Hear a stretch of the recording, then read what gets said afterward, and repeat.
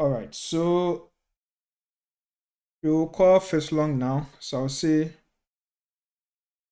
Filtlong, and then I'll say dash dash main underscore length, and I'll say 1000, and then I'll specify the raw file, and then I'll indicate this.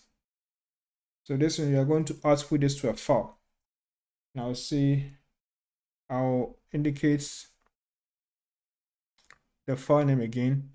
So it's dir 187567. Let's just make sure that is it. So we have dir 187567, and then I'll say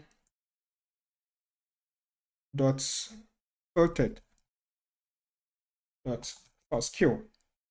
So we want to differentiate this new file from the old one. So that is why here I have dot filtered. So the dot filtered is also a description. So even if someone was not involved in the process, once the person sees this name, the person will have an idea that there was some filtering done. So that's why it's good to have a good naming convention. All right. So let's execute this command to filter the reads.